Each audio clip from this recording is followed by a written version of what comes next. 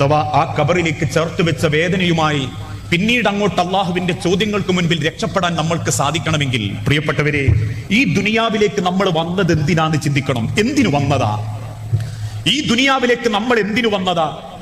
കുറച്ച് കുട്ടികളായിട്ട് ജീവിക്കണം, അത് കഴിഞ്ഞാൽ ഒരു പെണ്ണെട്ടണം, പെണ്ണെട്ടിയാ പിന്നെ മക്കളെ പ്രസവിക്കണം, പ്രസവിച്ചാൽ പിന്നെ മക്കൾക്ക് വേണ്ടി ജീവിക്കണം, പിന്നെ വയസ്സായി കുറച്ച് എന്തെങ്കിലുമൊക്കെ ചെയ്തങ്ങ് മരിച്ചു പോകണം. ഇത്രേ ഉള്ളൂ പലർക്കും ജീവിതത്തിൽ. അതിനുവേണ്ടി മാത്രം ആ പടച്ചോൻ ദുനിയാവിലേക്ക് പറഞ്ഞയച്ചത് എന്നൊരു ധാരണ. അതുകൊണ്ടാ പലർക്കും ദുനിയാവ് മതി, ദുനിയാവ് സമ്പാദിക്കാനുള്ള ഓട്ടത്തില. എന്തൊക്കെയാ ഇക്കണ്ട കാലഘട്ടത്തിന്റെ ഇടക്ക് സമ്പാദിച്ചതെന്ന് ചോദിച്ചാൽ ചില ഉമ്മാര് പറയലില്ലേ, 2 പെൺകുട്ടികളുണ്ട്, ഒന്നിനെ ഞാൻ ചെറുകാവിലേക്കും കെട്ടിച്ചു, ഒന്നിനെ പുളിക്കലങ്ങാടിയിലേക്കും കെട്ടിച്ചു.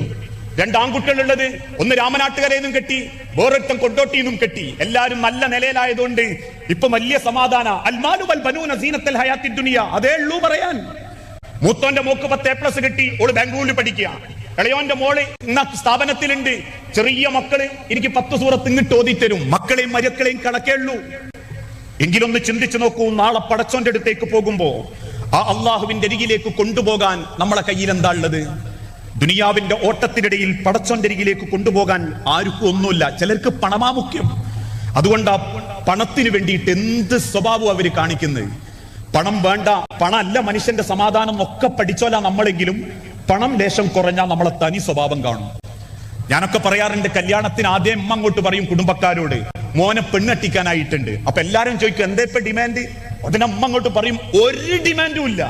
കേൾക്കുമ്പോ നമ്മളും വിചാരിക്കും ഖുർആന്റെ നടുക്കഷ്ണാണ്. എല്ലാരും അങ്ങനെയാന്നല്ലോ, ഒരു ഡിമാൻഡും ഇല്ലാന്നറിയും. ഒരു സാധു കുട്ടീനെ കിട്ടിയാൽ മതി, കാണാൻ ഇച്ചിരി വർക്കത്തുള്ള, അല്ലെങ്കിൽ കയറി ചെല്ലാൻ ഒരു പൊരള്ള ഒരു കുട്ടീനെ കിട്ടിയാൽ മതി. വല്ലാണ്ട് ചോദിക്കുന്ന ഒരു ചോദ്യവും ഇല്ലട്ടോ. ഈ ചിന്തിക്കുന്നത് ചിലപ്പോ നബീസ ചോദിച്ച മാതിരി ഇങ്ങനെ ചോദിക്കുന്നൊക്കെയാണെങ്കിൽ ഞങ്ങൾക്കതില്ല, ഞാൻ ഖുർആൻ ക്ലാസ്സിലൊക്കെ പോകുന്നോളാം. ഇത് കേൾക്കുമ്പോ ആലോചന കൊണ്ടുവരുന്നോലും കരുതും അൽഹംദുലില്ലാ ഒരു കുട്ടി രക്ഷപ്പെടുകയാണെ രക്ഷപ്പെടട്ടെ. കല്യാണമൊക്കെ കഴിച്ച് ആദ്യത്തെ ഒരു 10 ദിവസം കഴിഞ്ഞാൽ പിന്നെ അമ്മാന്റെ ചോദ്യം വേണം ചില പെൺകുട്ടികളെ നേരെ. അല്ലോളെ, എനക്ക് അമ്മമാരില്ലേ? ഓ, അമ്മമാർ എനിക്കെന്താ തന്ന്? അമ്മനൊന്നും തന്നില്ല. എനിക്ക് ആങ്ങളാരില്ലേ? ഓ, ആങ്ങളാരെന്താന്ന് ചോദിച്ച് ഇപ്പോഴും പെൺകുട്ടികളെ മനസ്സ് ബേജാറാക്കുന്ന അമ്മമാരുണ്ട്. നിങ്ങളല്ലോ ചിലന്മാര്. അമ്മമാരെ കണക്കെടുക്കും, എളാപ്പാരെ കണക്കെടുക്കും, അതിൽ പൈസക്കാരെത്ര ഉണ്ടെന്ന് ചോദിക്കും, ഓലെന്തൊക്കെ തന്നെന്ന് പറയും. കിട്ടാത്തതിന്റെ പേരിൽ ഇപ്പോഴും മനസ്സിന്റെ ഉള്ളിൽ വെറുപ്പുണ്ടടക്കുന്നവര്. പണമാ ചിലർക്ക് മുഖ്യം. പണം മാത്രം നോക്കി മാത്രം കുടുംബം തരയുന്നവരുണ്ട്. മക്കൾക്ക് പടച്ച തമ്പുരാന്റെ ദുനിയാവിലും സ്വർഗത്തിലേക്കുള്ള വഴി കാണിച്ചു കൊടുക്കേണ്ടവര് തന്നെ പണത്തിന് പ്രാധാന്യം കൊടുത്തുകൊണ്ട് ജീവിക്കുന്നവരുണ്ട്. അല്ലേ? കറുത്തവനായ ബിലാൽ റളിയല്ലാഹു അൻഹുവിന് പെണ്ണ് കെട്ടിച്ചു കൊടുത്ത അബ്ദുറഹ്മാൻ ബിൻ ഔഫിന്റെ കഥ കേൾക്കുമ്പോൾ രോമങ്ങനെ എഴുന്നേറ്റ് നിൽക്കും, കണ്ണു നിറയും. അതുകൊണ്ടാണല്ലോ കോടീശ്വരനായ അബ്ദുറഹ്മാന്റെ പെങ്ങൾ അന്വേഷിച്ച് ഷാമെന്നും സിറിയയിൽ എത്യോപ്യയിൽ നിന്നും 100 ഒട്ടകങ്ങൾക്ക് എടുക്കാൻ മാത്രം സ്വർണങ്ങളുമായി അന്ന് പലരും പെണ്ണാലോചിച്ച് മക്കയിൽ മദീനയിൽ വന്നപ്പോ വന്നവരോട് അബ്ദുറഹ്മാൻ റളിയല്ലാഹു അൻഹു പറഞ്ഞു, എന്റെ പെങ്ങൾക്ക് ഞാൻ പുയ്യാപ്ലനെ കണ്ടിട്ടുണ്ട്. വന്നവരൊക്കെ ചോദിച്ചു അത്ഭുതത്തോടെ, ആരാണ് അബ്ദുറഹ്മാനെ ആ ഭാഗ്യവാൻ? ചോദിച്ച ആളുകളെയും കൂട്ടി മദീന പള്ളിന്റെ മുറ്റത്തേക്ക് ചെന്നപ്പോ നട്ടുച്ച നേരത്ത് മദീന പള്ളിയുടെ മിനാരത്തിന്റെ അരികിലുള്ള ഈത്തപ്പന ഓലയിൽ കയറി ഈത്തപ്പന തടിയിൽ നിന്ന് വേർപ്പിൽ കുളിച്ച് നനഞ്ഞൊട്ടിയ ശരീരവുമായി കറുത്ത ചുരുള മുടിയുള്ള കാപ്പിരി വർഗത്തിൽപ്പെട്ട മനുഷ്യനെ ചുണ്ടിയിട്ട് പറഞ്ഞു, നിന്റെ പെങ്ങൾക്ക് ഞാൻ കണ്ട പുതിയാപ്ലയാണ് ആ കറുത്ത കാപ്പിരി ബിലാൽ ഇബ്നു റബാഹ. ആളുകൾ ചോദിച്ചു, അല്ല അബ്ദുറഹ്മാൻ എന്ത് കണ്ടിട്ടാ കെട്ടിക്കുന്നത്? നല്ലൊരു കോലുണ്ടോ അദ്ദേഹത്തിന്? ആ ബാങ്ക് വിളിച്ച് താഴെ ഇറങ്ങുന്ന ബിലാലിനെ നെഞ്ചോട് കെട്ടിപ്പിടിച്ചിട്ട് അല്ലാഹുവിന്റെ റസൂലുള്ളാഹിന്റെ പ്രിയപ്പെട്ട സ്വഹാബി അബ്ദുറഹ്മാൻ പറഞ്ഞു, ബിലാലിന്റെ തൊലി കറുത്തതാണെങ്കിലും ഉള്ളു വെളുത്തതാ. ഇത് കേട്ട് രോമയിലേറ്റ് നിന്ന മുഅ്മിനീങ്ങൾ വീട്ടിൽ നിന്ന് പെണ്ണാലോചിക്കുമ്പോ ആദ്യം എന്താ നോക്കുക? തറവാട് എത്ര ഉണ്ട്? കുറെ നടക്കേണ്ടി വരുമോ? മുറ്റത്ത് വാഹനത്വോ? കിട്ടാനുള്ള പിന്നീട് എത്ര ഉണ്ട്? ഇതിന്റെ പേരിൽ നോക്കുന്ന മനുഷ്യന്റെ ജീവിതത്തിൽ നമ്മൾ ആദ്യം ചിന്തിക്കേണ്ടത്, ചിലർക്ക് പണമാ മുഖ്യം, ചിലർക്ക് പദവിയാ മുഖ്യം, ചിലർക്ക് തറവാടാ മുഖ്യം. നമ്മളൊന്ന് ചിന്തിച്ചു നോക്കി മനുഷ്യരെ, ഈ പണം കൂടിയതിന്റെ പേരിൽ ആർക്കാ സ്വൈര്യവും സമാധാനവും കിട്ടിയത്? ഞാനൊരു തമാശ പറയാറുണ്ട്. ഞാനൊക്കെ ഇടയ്ക്കിടയ്ക്ക് ആരെങ്കിലൊക്കെ വിളിച്ച ഈ കുടുംബത്തിലെ മധ്യസ്ഥം പറയാൻ പോകും. ആ പറയാൻ പോകുന്ന സമയത്തൊക്കെ എനിക്കിങ്ങനെ ഇരുന്ന് രാത്രി 1 മണിയും 12 മണിയൊക്കെ ഇങ്ങനെ കേൾക്കുമ്പോൾ എനിക്കിങ്ങനെ ചിരി വരും. സുബ്ഹാനല്ലാഹ്, എന്റെ വാപ്പൊക്കെ എന്നോട് ചെയ്ത എത്ര കാരുണ്യം എത്രയാണ്. കാരണം ഒരു വാപ്പാക്ക് നല്ല സ്വത്തുണ്ട്, മക്കൾ 4 എണ്ണം തമ്മ് പെരുന്തല്ല, സ്വത്തിന്റെ പേര് തല്ല്. മരിക്കുന്നത് വരെ ചില വാപ്പാര് സ്വത്ത് വീതം വെക്കാത്ത പോലും കണ്ണിന്റെ മുന്നില് മക്കള് സ്വത്തിന് വേണ്ടി തമ്മ് തല്ലരുത് എന്നുള്ള പേടിയുണ്ടാ. അതുകൊണ്ടാ ജീവിച്ചിരിക്കുമ്പോ പോലും വാപ്പാരോട് സ്വത്ത് വീതം വെക്കരുത് എന്ന് പറയുന്നത്. പക്ഷെ ആ വാപ്പ എന്താണോ ചിന്തിച്ചത് ആ ചിന്ത പോലും ചിന്തിക്കാത്ത മക്കള് വാപ്പാൻ 6 അടി മണ്ണിൽ വെച്ച ആ സെക്കൻഡ് മുതൽ ഓന്റെ മനസ്സിൽ ബേജാറാ. വാപ്പാനെ നോക്കിന്റെ കണക്കിന്റെ പേരിലല്ല, വാപ്പ പോയല്ലോ എന്നുള്ള ബേജാറല്ല, മറിച്ച് വാപ്പാന്റെ സ്വത്തിൽ ഇപ്പൊ എനിക്ക് ഏത് ഓതിയാ കിട്ടുക എന്നുള്ള ബേജാറ്. എല്ലാവരും അത്തരക്കാരെന്ന് ഞാൻ പറയുന്നില്ല. അവസാനം അങ്ങനെയുള്ള ചില മധ്യസ്ഥത്തിലൊക്കെ ഇടപെടുമ്പോൾ ചിലർ പറയും, ഞാൻ മൂത്തോക്ക് ഓന് പൊരണ്ടാക്കി കൊടുത്തു വാപ്പയ, ഓൻ പറയും ഓളെ കെട്ടിച്ച് വാപ്പയ, ഓക്ക് 150 പവൻ കൊടുത്തു വാപ്പയ, ഓള് പറയും ഓന് പൊരണ്ടാക്കിയ വാപ്പയ.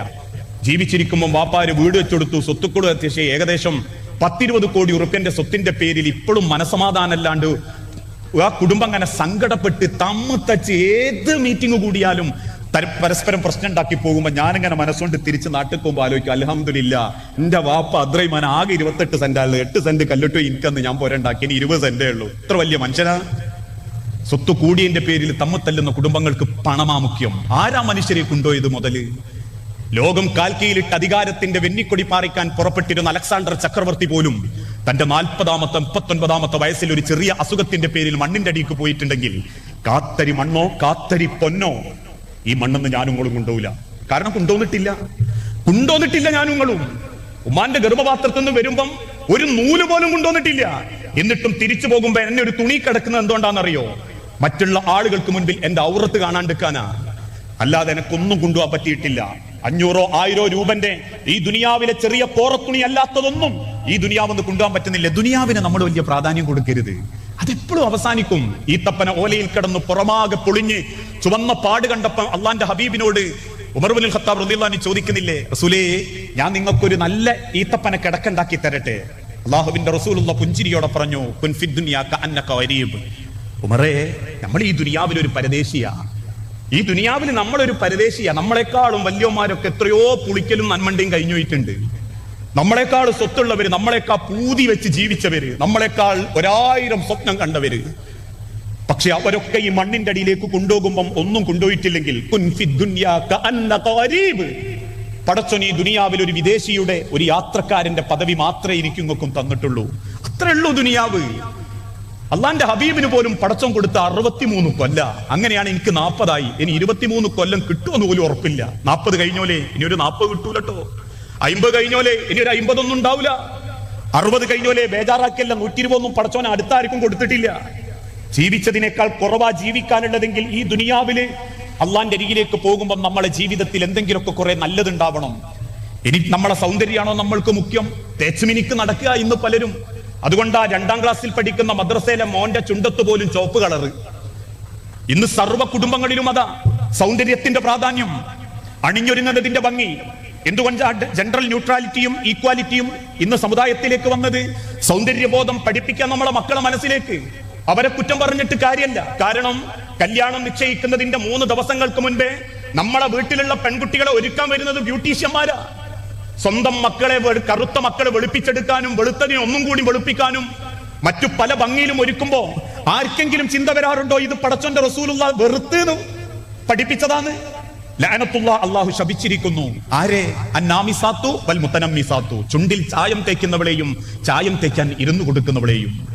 അൽ വാസിമാത്തു വൽ മുത്തവസ്സിമാത്തു. പിരികം വടിക്കുന്നവളെയും പിരികം വടിക്കാൻ ഇരുന്നു കൊടുക്കുന്നവളെയും. ഞാനല്ലട്ടോ, ഞാൻ പറഞ്ഞതാണ്, നിങ്ങൾ വേണ്ടാന്ന് വെച്ചോ. അള്ളാന്റെ ഹബീബ് പറഞ്ഞതാ, പ്രവാചകൻ സല്ലല്ലാഹു അലൈഹി വസല്ലം പറഞ്ഞതാ, ലയകൂനന്ന മിൻ ഉമ്മത്തി, എന്റെ ഉമ്മത്തിൽ ഒരു കൂട്ടര് വരും, ലോകം അവസാനിക്കാറാകുമ്പം അവരുടെ അടയാളം അല്ല വേണ്ടെന്ന് പറഞ്ഞ പലതും അവർ വേണമെന്ന് വെക്കും. ഭംഗിക്ക് വേണ്ടി പടച്ച റബ്ബിന്റെ ദുനിയാവിൽ അവർ വേഷം കെട്ടും. അള്ളാഹുവിന്റെ പ്രവാചകൻ ചെയ്യരുതേ എന്ന് പറഞ്ഞ പലതും അവർ ചെയ്യും. അവരുടെ ജീവിതത്തിന് ഒരൊറ്റ ലക്ഷ്യമേ ഉണ്ടാകൂ, ഉള്ളത് അടിച്ചു പൊളിച്ചങ്ങോട്ട് കുളൂസായിട്ട് ജീവിക്കുക. പക്ഷെ എങ്ങനെയൊക്കെ ജീവിച്ചാലും ഈ തടി വെക്കേണ്ടത് മണ്ണിലേക്ക് തന്നെയാണ്. ഈ തടി കുണ്ട വെക്കേണ്ടത് മണ്ണിലേക്കാ. ഇത് മണ്ണോട് ചേരുന്നതാ. അള്ളാഹുവിന്റെ അരികിലേക്ക് തിരിച്ചു പോകുമ്പോൾ ഗുണം ചെയ്യുന്നത് പടച്ച റബ്ബിനെ ഭയപ്പെട്ട് ജീവിച്ച് അള്ളാഹുവിന്റെ സ്വർഗത്തിന് വേണ്ടി നമ്മൾ ചെയ്ത നന്മകൾ മാത്രമായി.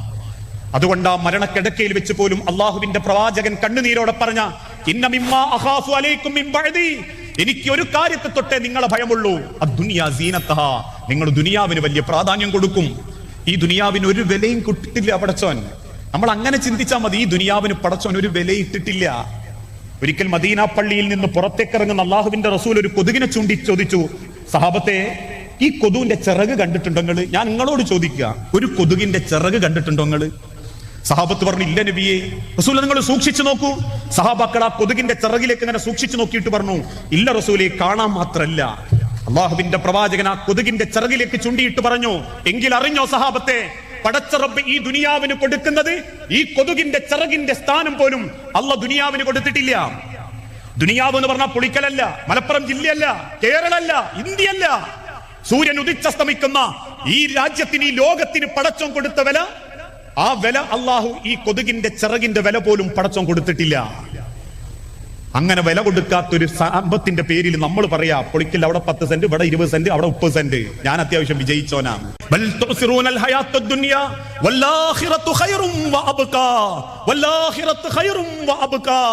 കാത്തിരിക്കുന്ന ബാക്കിയാവുന്ന പടച്ചിറപ്പിന്റെ ആ പരലോകത്തിന് വേണ്ടി നമ്മൾ ഓരോരുത്തരും ജീവിക്കണമെങ്കിൽ ഈ ദുനിയാവിൽ അള്ളാഹു നമുക്ക് നൽകിയിട്ടുള്ള ജീവിതത്തിന്റെ ഏറ്റവും വലിയ ലക്ഷ്യം എന്തെന്ന് പോലും പടച്ചിറപ്പ് പഠിപ്പിക്കുന്നു. അല്ലദീ ഖലഖൽ മൗത വൽ ഹയാത ലിയബ്ലുവകും അയ്യുകും അഹ്സനു അമലാ. ഈ ലോകത്ത് പടച്ചോൻ നിങ്ങളെ സൃഷ്ടിക്കാനുള്ള കാരണം ലിയബ്ലുവകും അയ്യുകും അഹ്സനു അമലാ, നിങ്ങളിൽ ആരാണ് ഏറ്റവും മനോഹരമായി റബ്ബിന്റെ സ്വർഗം ആഗ്രഹിച്ചുകൊണ്ട് ജീവിക്കുന്നതെന്ന് റബ്ബിന് പരീക്ഷിക്കാൻ, റബ്ബിന് അറിയാൻ വേണ്ടി ആ മനുഷ്യരെ നമ്മളെ അല്ലാഹു തആല ഈ ദുനിയാവിലേക്ക് പറഞ്ഞയച്ചിട്ടുള്ളത്. ഈ ദുനിയാവിൽ നിങ്ങൾ പലരെയും കണ്ടേക്കാം, ദുനിയാവിന്റെ പിന്നാലെ ഓടുന്നവരെ കണ്ടേക്കാം, അള്ളാഹുവിനെ മറന്നുകൊണ്ട് വസ്ത്രം ധരിക്കുന്നവരെ കണ്ടേക്കാം, പടച്ച റബ്ബിനെ ഭയപ്പെടാത്ത കുടുംബത്തെ കണ്ടേക്കാം, സ്വത്തുക്കളാണ് വലുതെന്ന് കരുതി സ്വത്തിന്റെ പിന്നാലെ ഓടുന്നവരെ കണ്ടേക്കാം. ആരൊക്കെ നിങ്ങൾ കണ്ടാലും, ഏതൊക്കെ മനുഷ്യൻ നിങ്ങളെ പിയപ്പിക്കാൻ ഒരുങ്ങിയാലും, ഏതൊക്കെ പരസ്യ മോഡലുകളും സിനിമാ നടന്മാരും നിങ്ങളെ കുടുംബത്തിന്റെ അടിവേറെറുക്കാൻ, ഏതൊക്കെ സംസ്കാരങ്ങൾ നിങ്ങളിലേക്ക് കുത്തിവെക്കാൻ ശ്രമിച്ചാലും, ഏതൊക്കെ രാഷ്ട്രീയ മതപാർട്ടിക്കാരൻ നിങ്ങളെ വഞ്ചിക്കാൻ ശ്രമിച്ചാലും, ലിയബ്ലുവകും അയ്യുകും അഹ്സനു അമലാ, ഒരുത്തന്റെ വലയിലും പെടാതെ, ഒരുത്തന്റെ കരാളഹസ്തങ്ങളിലും പെടാതെ, ഒരാൾക്കും ജീവിതം എഴുതി കൊടുക്കാതെ, ലിയബ്ലുവകും അയ്യുകും അഹ്സനു അമലാ, എന്റെ കബറിൽ, എന്റെ പള്ളിക്കാട്ടിൽ, എന്റെ റബ്ബിന്റെ മുൻപിൽ ഞാൻ ഒറ്റക്കാണെന്ന വിശ്വാസത്തോടുകൂടി റബ്ബിന്റെ മുൻപിൽ ധൈര്യത്തോടെ നിൽക്കാൻ, എന്റെ ജീവിതത്തിൽ എനിക്ക് നന്മകൾ ഉണ്ടാവണം, എനിക്ക് എന്റെ റബ്ബിനോട് പറയാൻ ഉത്തരമുണ്ടാകണം. അള്ളാഹുവിന്റെ ചോദ്യങ്ങൾക്ക് മുൻപിൽ വായിട്ടടച്ച് സംസാരിക്കാൻ കിട്ടാതെ തപ്പിത്തടയുന്ന കാഫിരീങ്ങളുടെ കൂടെ, മുർത്തദീങ്ങളുടെ കൂടെ, അല്ലെങ്കിൽ പടച്ച റബ്ബ് വെറുത്തവരുടെ കൂടെ ഞാൻ ഉണ്ടാവില്ല എന്ന് സ്ഥാപിക്കലാണ് സഹോദരങ്ങളെ ഈ ലോകത്ത് നമ്മൾ നേടേണ്ട ഏറ്റവും വലിയ ചിന്ത. വയലുകൾ ഒരുപാട് കേട്ടതുകൊണ്ടായില്ല, വെള്ളിയാഴ്ച മലയാളത്തിൽ ഖുതുബ കേട്ടതുകൊണ്ടായില്ല, പ്രസിദ്ധീകരണങ്ങളിലെ മലയാള വാക്കുകൾ വായിച്ചത് കൊണ്ടായില്ല, യൂട്യൂബിലെ പ്രിയപ്പെട്ട മൗലവിമാരുടെ പ്രസംഗങ്ങൾ തെരഞ്ഞു പിടിച്ച് കേട്ടതുകൊണ്ടായില്ല. കേൾക്കുന്ന വാക്കുകൾ നെഞ്ചോട് ചേർത്ത് വെച്ച് നാളെ റബ്ബിന്റെ മണ്ണിലേക്ക് ചേർത്ത് കിടത്തുമ്പോ ബാധ്യതകളില്ലാതെ റബ്ബിന് ഇഷ്ടപ്പെട്ട രീതിയിൽ എനിക്ക് അല്ലാഹനെ കണ്ടുമുട്ടണം എന്ന് ചിന്തിക്കുന്നിടത്താണ് എന്റെയും നമ്മളുടെയും മാറ്റം ആരംഭിക്കുന്നത്. അതിനെന്ത് വേണം? ഈ ലോകത്ത് പരസ്പരം സ്നേഹിച്ച് ജീവിക്കണം. മക്കളെ റബ്ബ് തന്നിട്ടുണ്ടോ? മക്കളാൽ പടച്ചോന്റെ അടുത്ത് തലകുനിക്കേണ്ടി വരരുത്. മദീന പള്ളിയിൽ അള്ളാഹുവിന്റെ പ്രവാചകൻ എന്നൊക്കെ ആയത്തോതുന്നുണ്ടോ അന്നൊക്കെ സഹാബാക്കൾ ബോധം കെട്ടു വീഴും. സലാം വിട്ടുന്ന റസൂലുള്ള നമസ്കരിച്ച് ബോധം കെട്ട സഹാബത്തിന്റെ അരികിൽ വന്ന് അല്പം വെള്ളമെടുത്ത് മുഖത്തേക്ക് തെളിക്കുമ്പോ എന്തോ കണ്ട് ഭയപ്പെട്ടതുപോലെ ആ സഹാബത്ത് ഞെട്ടി എഴുന്നേറ്റ് കരയുമ്പം അള്ളാന്റെ ഹബീബ് ചോദിച്ചിട്ടുണ്ട്, എന്തേ സഹാബത്തെ, പട്ടിണി കൊണ്ടാണോ ബോധം കെട്ടത്? എന്താ നിങ്ങൾ ഭയപ്പെടുന്നത്? ആകാശത്തേക്ക് നോക്കി കണ്ണു നിറഞ്ഞ് ചുവന്ന കണ്ണുകളുമായി ഭയപ്പെടുന്ന സഹാബത്തിനോട് റസൂല് ചോദിച്ച ചോദ്യം, ആരെയാ നിങ്ങൾ ഭയപ്പെടുന്നത്? എന്ത് കണ്ടിട്ടാ നിങ്ങൾ ബോധം കെട്ടത്? അവര് തിരിച്ചു പറഞ്ഞ മറുപടി, നബിയെ, നിങ്ങൾ ഓതിയ ആയത്ത് കേട്ടപ്പം, നിങ്ങൾ പാരായണം നടത്തുന്ന ആയത്ത് കേട്ടപ്പം നെഞ്ചിന്റെ ഉള്ളിൽ വല്ലാത്തൊരു പെടച്ചിൽ വന്നു റസൂലേ. ഏതായിരുന്നു ആ ആയത്ത്? യാ അയ്യുഹല്ലദീന ആമനൂ, യാ അയ്യുഹല്ലദീന ആമനൂ ഖൂ അൻഫുസകും വഅഹ്ലീകും നാറാ വഖൂദുഹാ അന്നാസു വൽ ഹിജാറ അലൈഹാ മലായികത്തുൻ ഗിലാദുൻ ശിദാദുൻ ലാ യഅസൂനല്ലാഹ മാ അമറഹും വയഫ്അലൂന മാ യുഅ്മറൂൻ. യാ അയ്യുഹല്ലദീന ആമനൂ, അല്ലയോ സത്യവിശ്വാസികളെ, 5 വക്ത് നിസ്കരിക്കുന്ന പുളിക്കലിലെ മഹോന്നതരായ ആളുകളെ, ഒരു ജാറത്തിങ്കലും പോകാത്തവരെ, ഒരു മക്ബറയും മൂടാത്തവരെ, ഒരു മന്ത്രി ചൂതുന്നവന്റെ നേരെയും കൈ നീട്ടിക്കൊടുക്കാത്തവരെ, ജിന്ന് ചികിത്സകളിലോ ഏലസുകളിലോ മന്ത്രങ്ങളിലോ മന്ത്രച്ചരടുകളിലോ ജീവിതം നശിപ്പിക്കാത്ത മുവഹിദീങ്ങളെ, 5 വക്ത് നമസ്കരിക്കുന്നതോടൊപ്പം അള്ളാഹുവിന്റെ പരിശുദ്ധ റമളാനിൽ നോമ്പനുഷ്ഠിക്കുന്നവരെ, വിശുദ്ധ ഖുർആൻ അംഗീകരിക്കുന്നവരെ, കഅബാലയം കണ്ടവരെ, തവാഫ് ചെയ്തവരെ, 100 ജനങ്ങളെ സഹായിക്കുന്നവരെ, നിങ്ങൾ നിങ്ങളുടെ കുടുംബത്തെ കാത്തുകൊള്ളണം.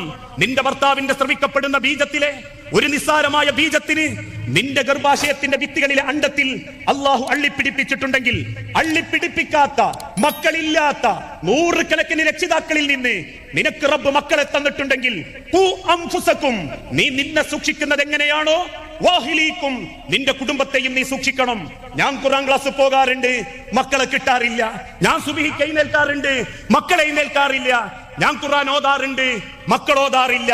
ഞാൻ പർദ്ദടാണ്ട് പുറത്തിറങ്ങാറില്ല, മക്കൾക്കത് ഇഷ്ടപ്പെടുന്നില്ല എന്ന് പറയുന്ന മാതാക്കളെയല്ല, എന്ന് പറയുന്ന പിതാക്കളെയല്ല.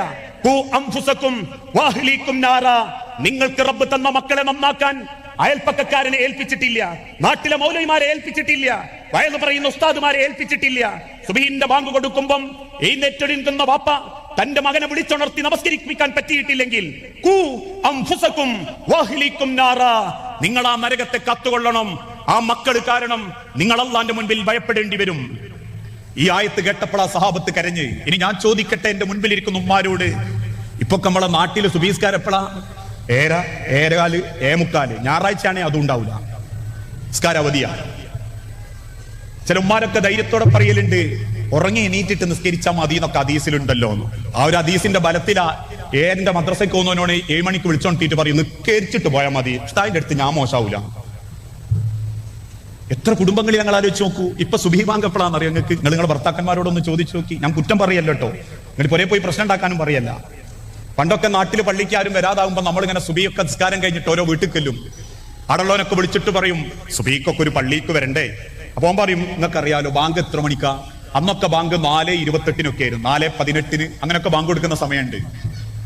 4:18 ബാങ്ക് കൊടുത്താൽ 4:28 35 നിസ്കാരം, ഒരു 45 ആകുമ്പോഴേക്ക് 4:45 ആകുമ്പോഴേക്ക് നിസ്കാരം കഴിയൂലേ, 4:50 ആകുമ്പോഴേക്ക്. എന്നിട്ട് ഓൻ ചോദിക്കും പിന്നെ നേരം വെളുക്കണേ 6:30 മണിയാണോ? 1.25 മണിക്കൂർ എന്ത് ചെയ്യാനാ? അതുകൊണ്ട് കുറച്ച് നിസ്കാരം നോമ്പ് ബാങ്കൊക്കെ കുറച്ച് മുന്നോട്ടാകട്ടെ, ഞാൻ വരും. ഇപ്പൊ ബാങ്ക് എന്നറിയാം ഞങ്ങൾക്ക് 5:38 നിസ്കാരം 6 മണിക്കാ. ഒന്നും പള്ളിയിൽ ആടുമില്ല. ഇതാ മനുഷ്യന്റെ സ്വഭാവം.